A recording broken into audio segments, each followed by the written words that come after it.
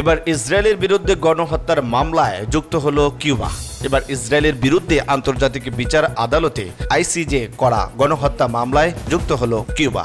তারা এই মামলায় যুক্ত হওয়ার ঘোষণা দেয়। গতকাল এক প্রতিবেদনে এই তথ্য জানিয়েছে তুর্কি বার্তা সংস্থা আনাদুলু এজেন্সি। শুধু মুখেই ফিলিস্তিন, তলে তলে আরবদের মনে ইসরায়েলের প্রেম। গাজা ইস্যুতে ইসরায়েলে তুরস্কের বাণিজ্যিক নিষেধাজ্ঞা ফায়দা লুটে নিয়েছে কয়েকটি আরব দেশ। আঙ্কারার ঘাটতি পূরণে তেল আবিরে নিজেদের পণ্য রফতানির পরিমাণ বাড়িয়েছে দেশগুলো। এ তালিকায় আছে মিশর, সংযুক্ত আরব আমিরাত ও জর্ডানের মতো দেশ। রাশিয়ার দাগেস্তানে হামলায় পুলিশ, যাজক, বন্দুকধারী সহ নিহত 22 গভর্নর। রাশিয়ার উত্তর ককাস অঞ্চলের দাগেস্তানের দুটি শহরে বন্দুকধারীদের একাধিক সন্ত্রাসী হামলার ঘটনায় অন্তত 15 জন পুলিশ ও একজন অর্থোডক্স ধর্মযাজক নিহত হয়েছেন। সেই সঙ্গে নিহত হয়েছেন 6 জন সন্দেহভাজন বন্দুকধারীও। দাগেস্তানের গভর্নর সার্গেই মেলিকভ এসব তথ্য জানান।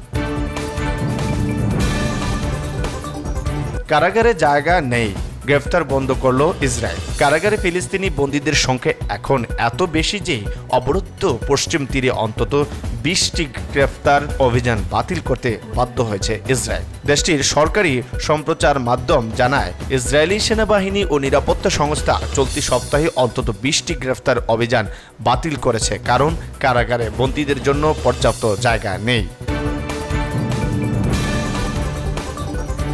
ভোটের আগেই কপালে ভাঁজ সুনাকের। ব্রিটেনে 2010 সাল থেকে ক্ষমতায় আছে কনজারভেটিভ পার্টি, কিন্তু গত কয়েক বছরে ব্রিটিশ প্রধানমন্ত্রীরা বাস্তবতার দ্বারা আক্রমণের শিকার হয়েছেন। ব্রেক্সিট ইস্যুতে ডেভিড ক্যামেরনকে প্রধানমন্ত্রীর পদ, বর্তমানে তিনি পররাষ্ট্রমন্ত্রী থেকে বিদায় নিতে হয়। ঋষি সুনাক প্রধানমন্ত্রী হয়ে প্রথম ভাষণে অর্থনৈতিক সুরক্ষার ওপর জোর দিয়েছিলেন, কিন্তু খুব বেশি এগোতে পারেননি। তাই তো তাকেও হয়তো বিদায় নিতে হতে পারে আগামী 4 জুলাইয়ের নির্বাচনের মধ্যে। এদিকে হামাসের বিরুদ্ধে যুদ্ধ অব্যাহত রাখতে চায় নেতানিয়াহু। ফিলিস্তিনের স্বাধীনতাকামী সংগঠন হামাসের সঙ্গে যুদ্ধবিরতি চুক্তি হলেও গাজার যুদ্ধ অব্যাহত থাকবে বলে জানিয়েছেন ইসরায়েলের প্রধানমন্ত্রী বেনিয়ামিন নেতানিয়াহু। রবিবার ইসরায়েলি মিডিয়ায় দেওয়া এক সাক্ষাৎকারে একথা জানান তিনি। সাক্ষাৎকারে তিনি ইঙ্গিত দেন, গাজায় এখনও আটক সব বন্দীকে মুক্তির ব্যবস্থা করা না হলেও কয়েকজনকে ছেড়ে দেওয়ার বিনিময়ে তিনি আংশিক চুক্তি করতে প্রস্তুত।